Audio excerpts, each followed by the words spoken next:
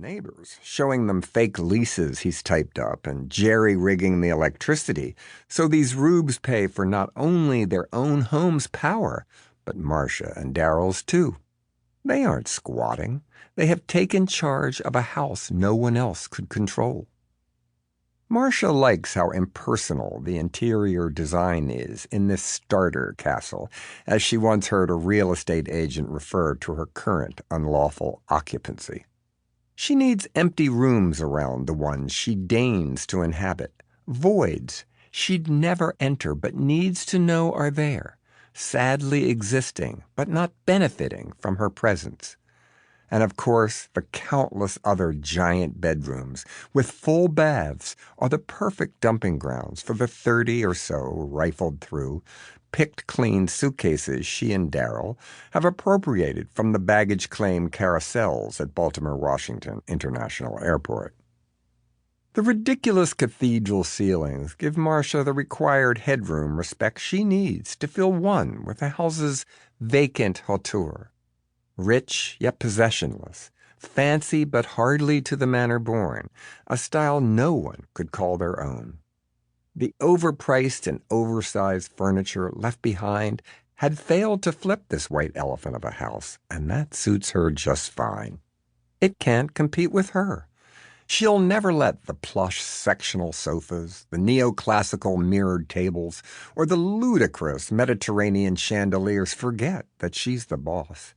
Marsha is like a McMansion herself, too big for the land underneath it, defying both nature and the environment and daring anyone to move inside her.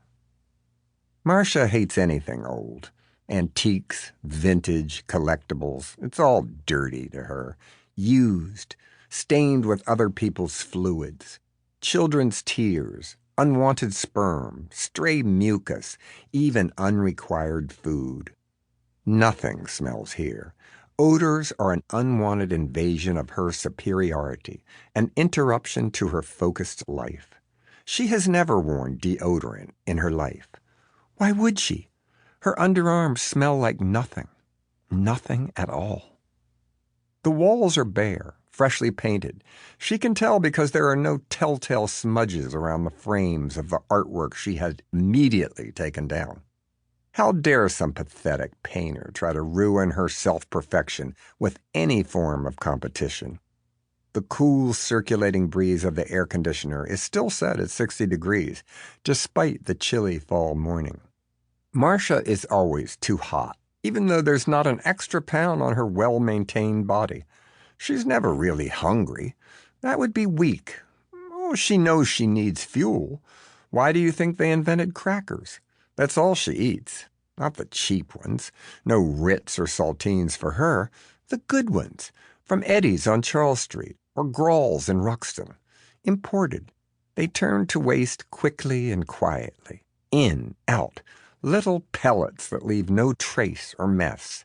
She remembers to flush the already clean water in the house's toilet several times a day, just so it will be pristine enough to receive her regularly scheduled but oh so spare eliminations with the proper hygienic welcome. Daryl is always assigned the bedroom farthest from hers. Here he can take cold shower after cold shower as he waits day after day to fulfill the lust she knows he feels for her. He's in a good mood this morning, thinking about his pie-in-the-sky supposed payday. Daryl doesn't need much in life, just stealing and her crazy cave, as he once so vulgarly called her private parts. He's from the Erie Canal area in New York, so what do you expect? Marsha may be from a similar blue-collar neighborhood in Baltimore, Dutch Village it was ridiculously named, but those so-called townhouses that boasted sliding glass doors and a pool are nothing more to her than mixed slums, and she got out early and never looked back. She may be a criminal, but she's a classy one now. A mastermind, if you really want to know. Daryl is nothing more than a common thief. And without Marsha planning their actions, he'd be out on the streets, where he's gonna be today anyway. Furloughed, fired, whatever you want to call it. Daryl's not bad.